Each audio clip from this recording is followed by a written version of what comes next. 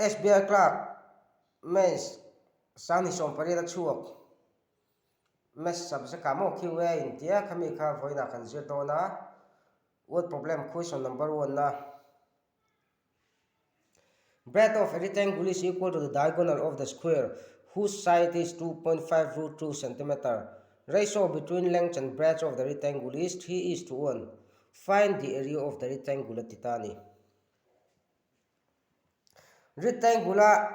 avang lam breadth chumo wang chu toy jok tina dung chu sei jok length kha dung ani ta kha sei jok ani breadth chu a toy jok lam zel khani ta rectangle avang lam kha square pakhat asi 2.5 root 2 centimeter khami diagonal kha tuktani rectangle avang lam breadth khani rectangle adung lam le avang lam ratio kha 3:1 ani ta area of rectangle kha zon tu ni ta 2.5 root 2 ti omje khu chu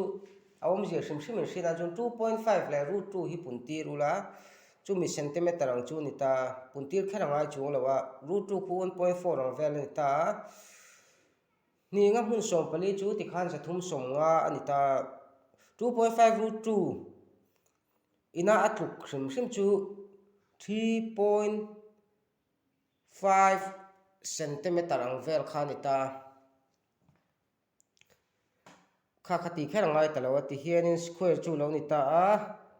adung le wanga in chen ta ni square chu in chen deuh hlekin lo ti ve taila ti hian an ziak ngil zan lo na ta hianin 2.5 root 2 cm akala ta hian 2.5 root 2 cm akal le a ta po hian akal tho ni ta po hian akal tho ni chu tikhanin diagonal chu enge kan ti chuanin diagonal chu helai hi ni ta ni square asir tin 2.5 root 2 centimeter nei kha khami diagonal kha rectangle wanglam hian atlukati ta ni chu ti lo ni chuan square diagonal kha kan zona ngai lom kha kha rectangle breadth of the rectangle lo ni don ta diagonal of the square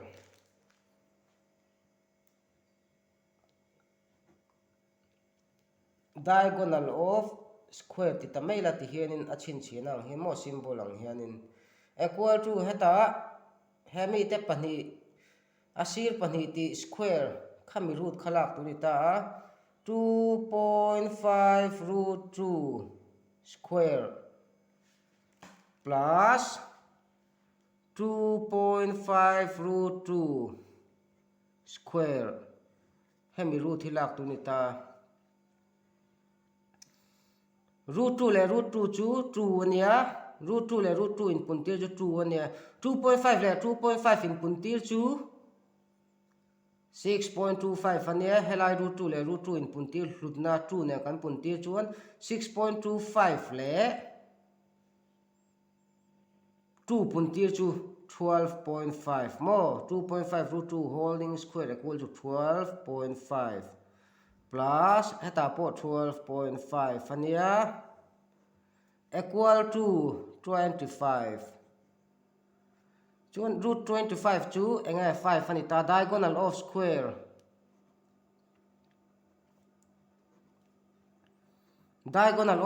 equal to 5 centimeter ani ta heta azona khanin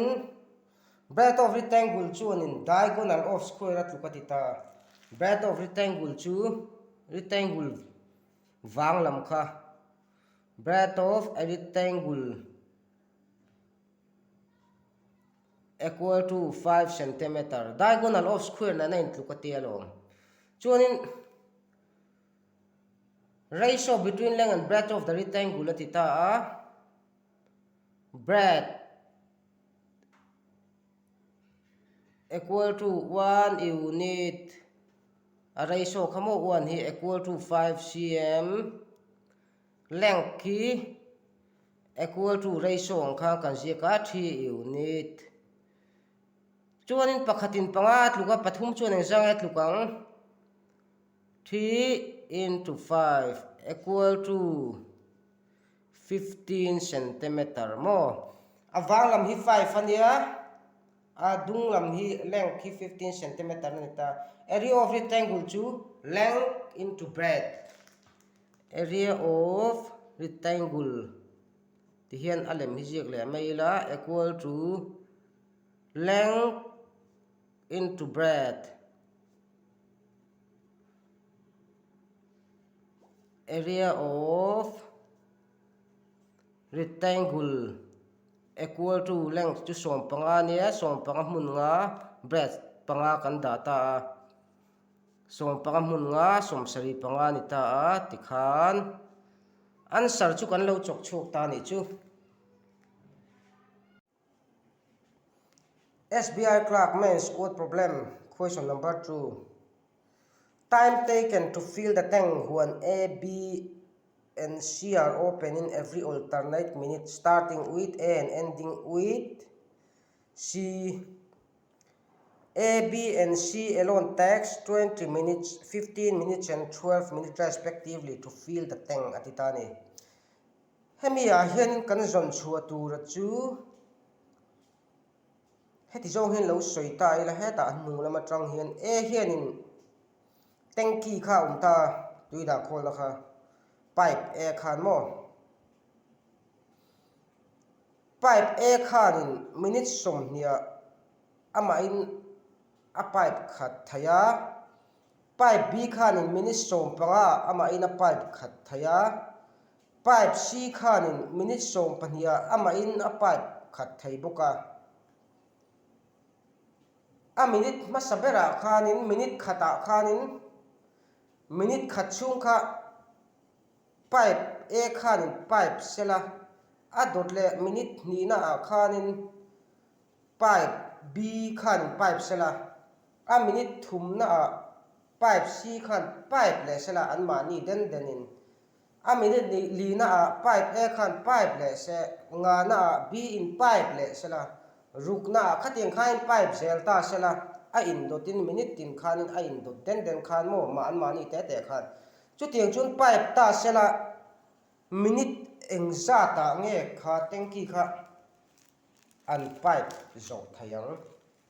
ti anita ni chu khulaya khuanin an pipe zo thai hun tu khu minute som ni te som panga te som ni te a in ziak ta khuanin total capacity unit engza nge ti kha kan zon le anga ya som ni te som panga te som pani te LCM hi som rukani mo 60 unit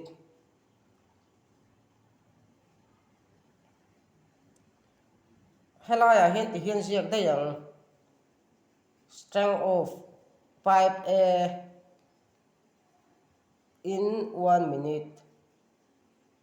pipe A na minute khata unit exact nge a pipe lu thai ti chu som ruk noya hian nge kan dang ti chuanin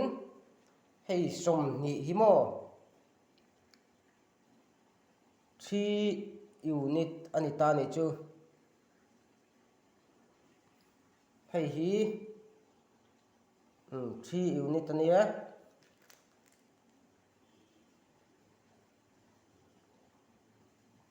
strength of pipe B in 1 minute tikhanin som ruki som pangai kan semanga 4 units ani vela ta thungani strength of pipe C som ruki som panin kan semanga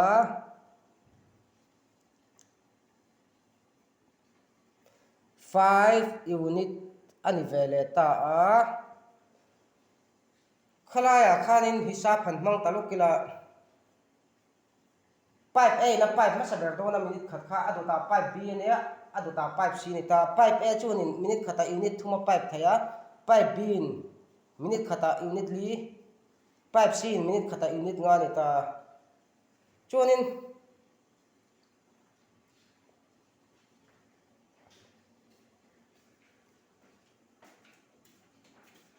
3 minute khanin hay sa thiam lo in chuanin min lo zot mai nga 3 minute chuanin hei pipe 8 minute khata unit thum adot le a pipe bin unit li adot le a pipe sin unit nga minute thuma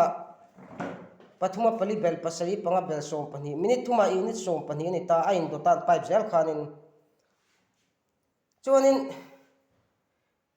unit som pani hi minute thuman pipe thaita ain do tan pipe khanin unit som ruk chu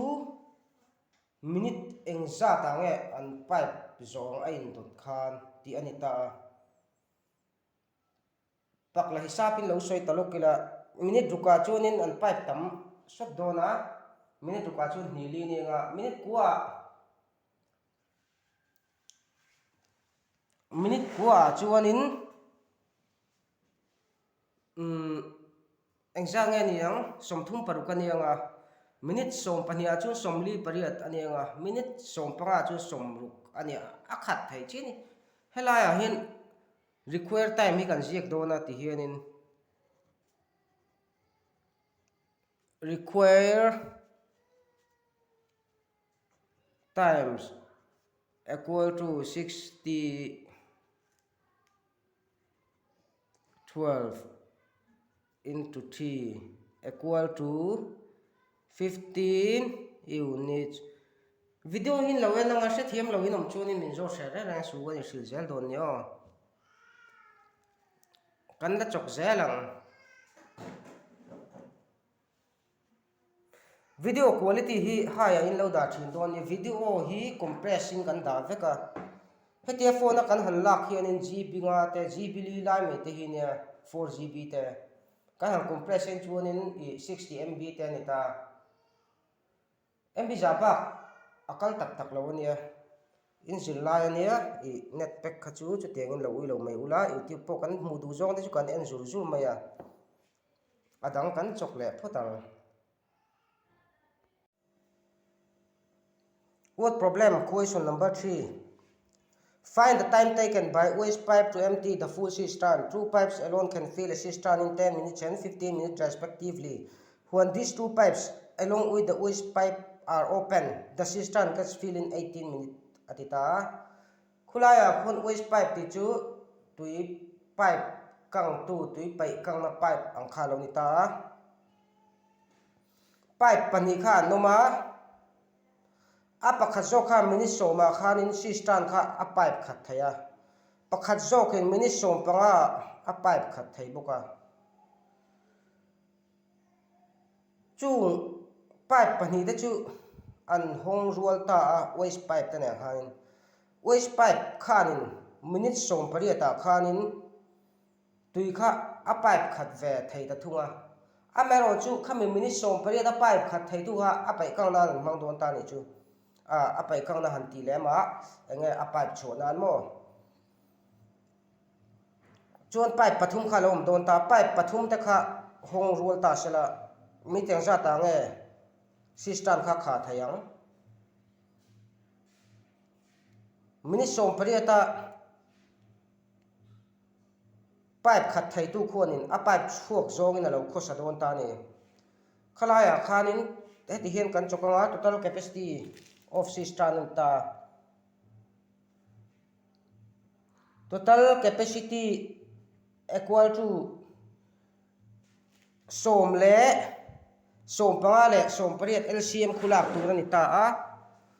khumi an LCM khu som ko ni ta ni 90 unit ani ta hianin pipe hi AB C angin then tai la minute soma pipe zo thai tu hi pipe zo thai tu ti pipe khat thai tu hi A ti tai la minute som panga pipe khat thai tu hi B ti tai la waste pipe hi chu waste pipe ti ta mai la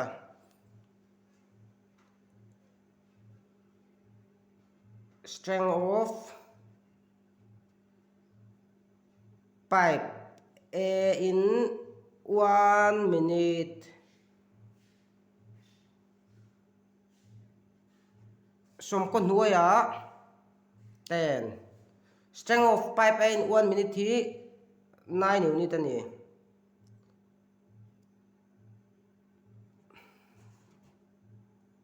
Pipe A hian in minute khata unit kwa a pipe blue thei sister na khanin strength of pipe B in 1 minute. Som con nuôi à som panga ni vele thunga equal to 6 unit. Strength of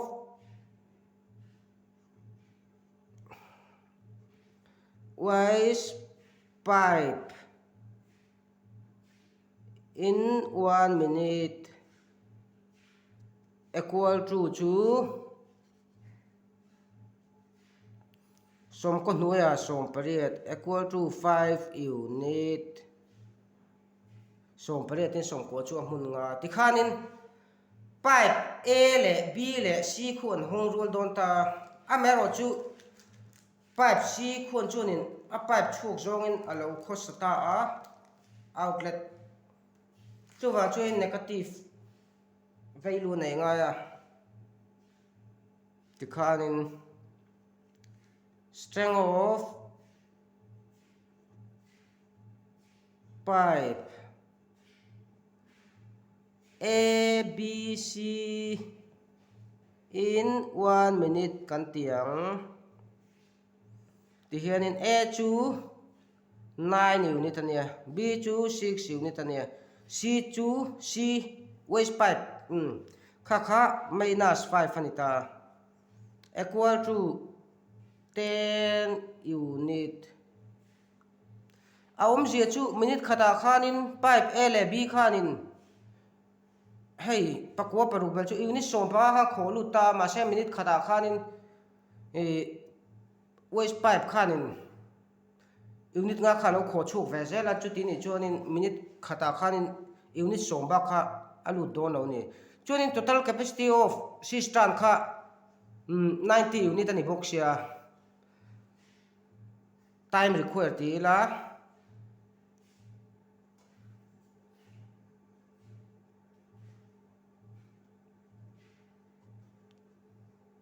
equal to 9 minute. Hay answer chu lo ni ta ni mo ti khanin le har om lo khu a har salawani hisab chak deu tan phei chuanin minute khat ling lawa po cho so dei thei mo ti khanin adang kan chok leng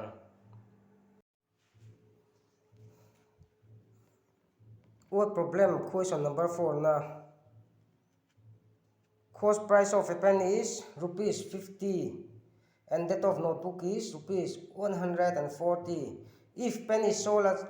200% profit, then to purchase 10 such notebooks, how many pens are required to sell if only profit money is used to buy notebooks? Atita helaya hianin pen leina chu cheng somnga anita note buleina chu cheng za somli anita ni pen pakhat leina tideu kherang khu pen khu singular ania notebook po singular ania pen pakhat leina khu cheng somnga ania notebook pakhat leina khu cheng za somli ni pen pakhat kha profit percent 200 in an salta a chuanin notebook som lấy thầy tur khanin pen engzan nge kan sal ngai kan hlep chau kha pen kan sal na kan hlep chau kha mang do ni la ti na ni chu pen kan sal ta a poisa kan dun song song kha kan mang thei lo notebook som leina tur kha kan hlep chau kha kan mang don kan hlep chau kha kan chut chho chu ngai phot ai nga poni sela mi zo trong in lo ti tavel mai la pen leina pakhat zela mo pen leina chang somnga cost price of a pen lo ti ta chang somnga ni pen salna selling price khan nge tluk cost price into 100 plus gain 100 plus profit per senania noya 100 ani tani pen salna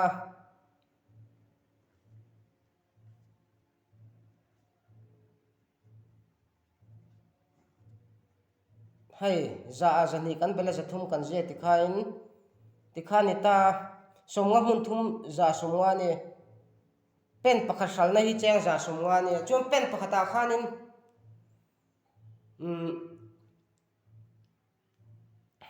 pen pakhata khanin la peng za nge ti khamo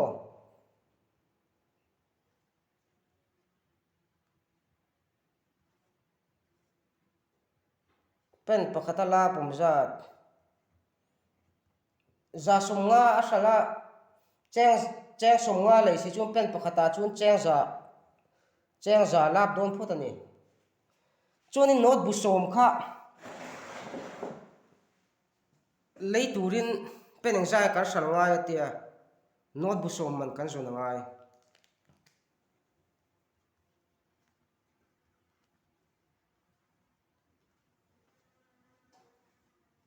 not bu pakhat man hi cheng za somli ni not bu som man chu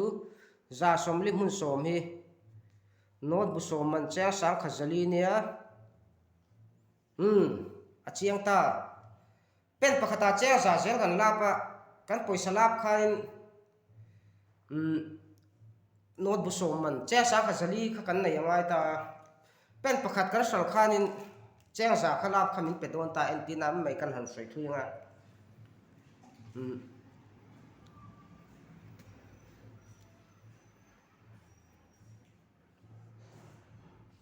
pen pakhat isal khanin cheng za zel kha lo inei don ta ni chuani khala ha cheng sang khazali nei thei tu khanin sang khazali nei khan no bu so mi nei thei don ta a pen eng za lai sal nga yang hen si mai o pen sal nga za si mai o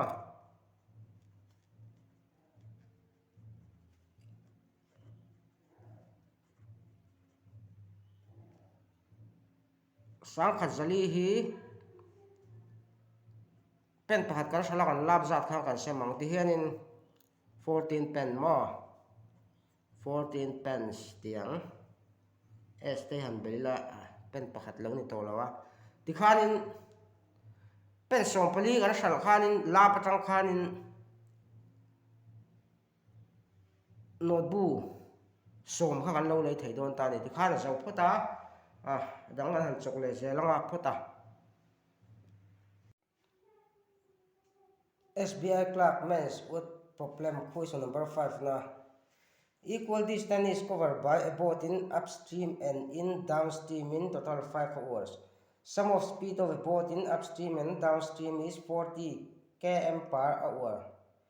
Speed of boat in still water is 600% more than the speed of stream. Find the approximate distance covered by boat in downstream matita. Upstream ti chu tui luang om ta chho zonga kan kal hianin upstream ania chuk zonga longa kal hianin long lo poni se downstream ani ta ni khalaya khanin anu sentence a khan boat ti aron soya luimong lama tang khanin boat chu long tinani luimong lama tang khanin long kha chawa han chau wanga chuanin angaya chi aron le ta ni khamia ahun man rei zong kha da ka ra ni phot sum of speed of a boat in upstream and downstream is 40 km per hour ti la hi chau zonga kan kal chuanin chuk zongin tui luang sia tui thachakna khan mi ron nor ta kha wang khanin upstream ma chuan speed hi achak theilo ni water current hi speed pa nga train pai nge nga ya chau zonga kalani chuanin chuk zonga kan kal chuanin tui luang khanin min len thave zutta kan speed pa ngai bak aya khain kha ba khanin tui luan chak zong kha kan belta ni speed pa ngai tang khan mo. Sum of speed of a boat in upstream and downstream is 40 km per hour. Tilaya po khuanin upstream speed le downstream speed kha ainal fa ama ero chu an speed bel khom kha 40 km per hour ti ani daka khata km somli achak tinani. Speed of boat in still water is 600% more than the speed of stream alati tafawa. Speed of boat in still water ti chu tui luang thachakna alen thak le alen chho lampang o alen thak le chho zo kala alo dan aron nor tel ve lampang chut tel lawa. Speed of boat in still water ti chu long kal chak zo ngor khani tani kha tui thachakna tui luang chakna ain 600% ala tam zui tani chunin find the approximate distance covered by boat in downstream atita long khanin chuk zong khanin luimong lam pan khanin engtia thui nge akal atitani khalaya khanin distance hi kan shelawa distance a di lo da taila he chutle mina video rei de hlek dona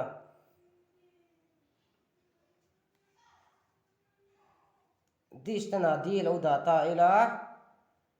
speed of boat in still water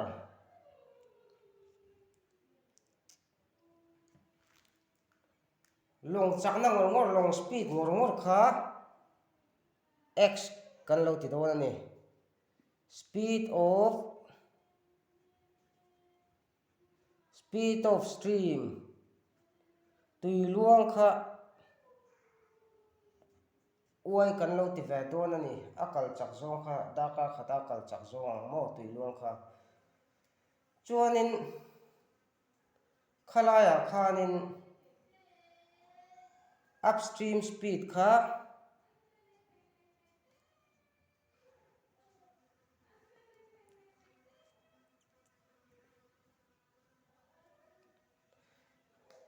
long hi chho zong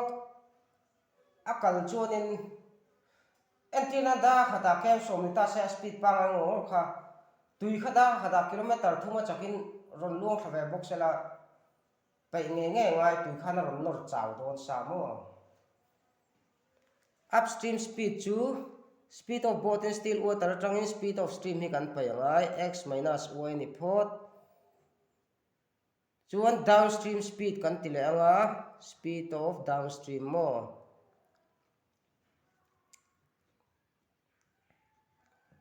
helaya hin antenna kan han soenga long kha chu achak zong ngor kha nei ta ma se tui chakna kha na lo puita a puita chu nakal chak so tang chu gan bel do na lo mo speed of downstream ma chuanin long chakna le long speed le tui luang thachakna khamo a speed kha tui luang speed kha ti mai la kha an bel thita ni x plus y ni le me ya ti hianin speed of boat in still water chu x ti kan hretawah speed of stream chu y ni ta a khalaya khanin sum of speed of a boat in upstream and downstream is 40 km per hour ti khoi sona kan hule tlat maya chu ti ni chun upstream le downstream hi kan belanga 40 kan thuk ti le luk don x minus y plus x plus y hei hi 40 atluk ta ni chun hei bracket kan thri vek chun hei hi a in cancel theya 2x equal to 40 ania x equal to 40 nuya 2 equal to 20 km per hour lo ni ta ni mo tikhan in laman zelang chu speed of boat in still water kha 20 km per hour ni ta a kha long kal chak song ngor kha da kha khata kilometer som ni ani ta ni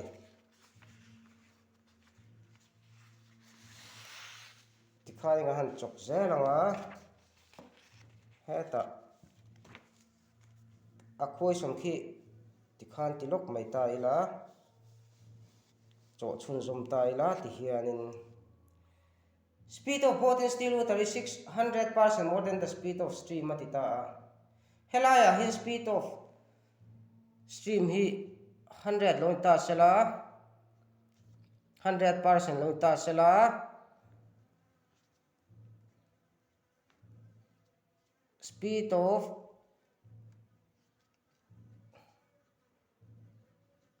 speed of boat in still water long kal chak zong or kha 600% tam zo ka ti ta chu tin i chuan 600 plus 100 equal to more speed of stream is 600% tam zo ka ti tat ni 700% chuin heta hian an kal chak zong ratio kha tuilon chak zong le long kal chak zong kha kan zon ngai ta ratio kha ti hian ti deng hei chu lo ziak lo mai la za sari le za equal to 7:1 ani ta a chuanin speed of boat in still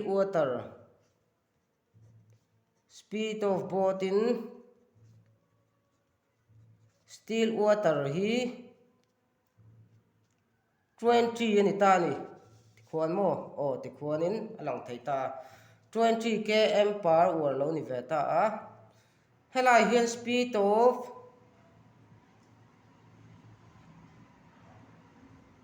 of stream equal to 20 by 7 km per hour lo ni ve don ta ni chu min a sei deuh hlekai chu min som panga vel mo zo dona speed of boat ti te boat and stream chapter khami kha in la thalo mai theya khami in thiam theina tu kha ita chu lo ni ta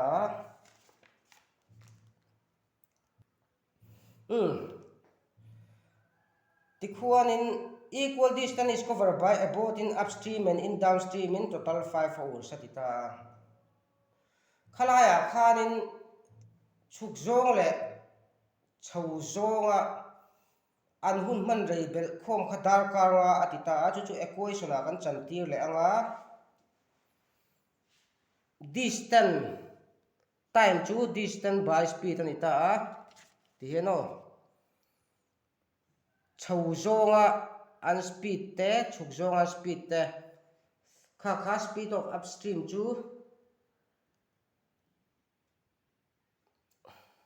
speed of boat in still water minus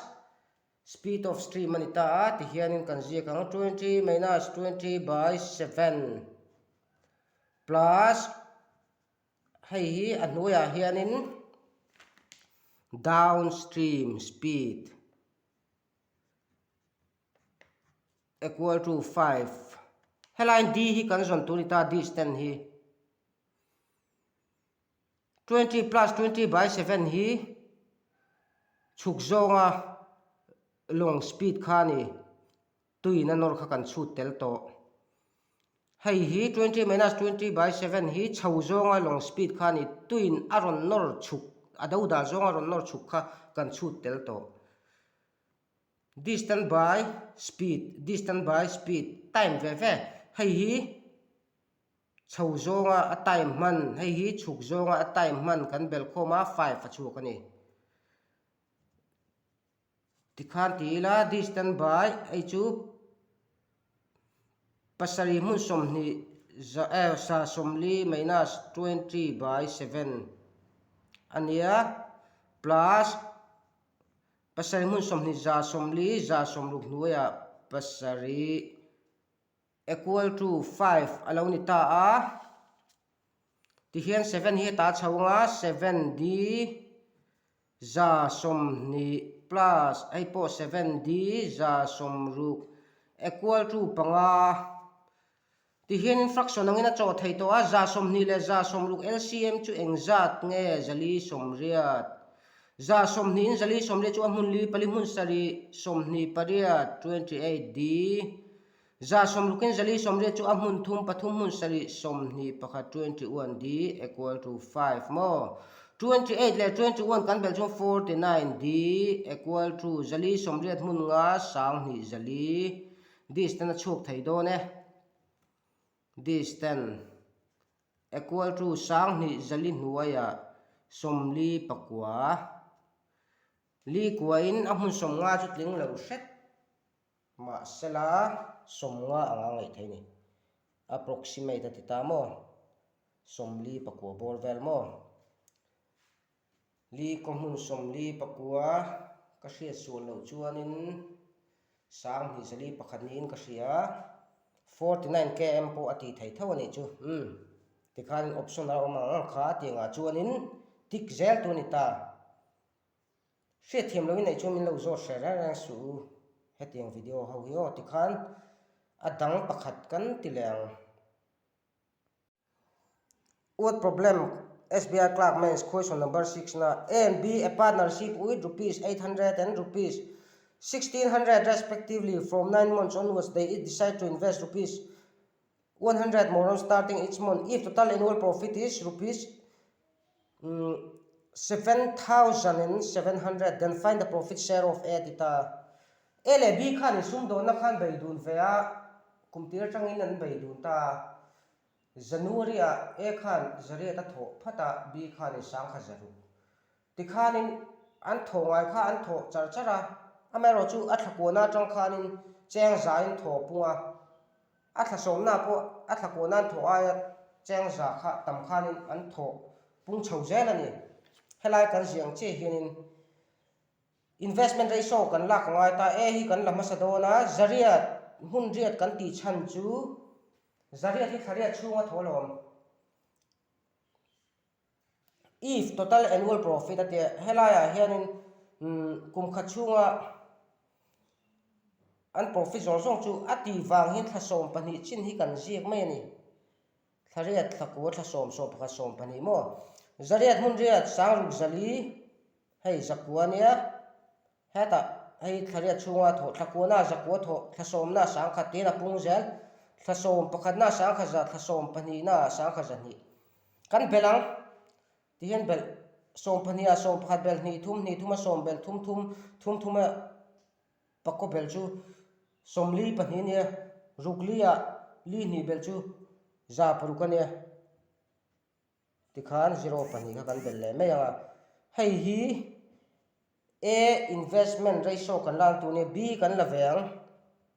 B chu thariat chung kha sang kha zaru ka tholom chon athakona sang kha za sari thodon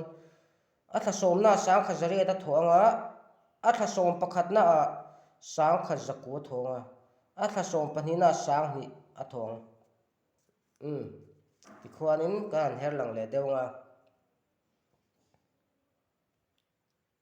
tikhuan lang thei chi cha chun ti hian kan chokang som paru mun ria chu za som ni pare tania tikhanin tile photila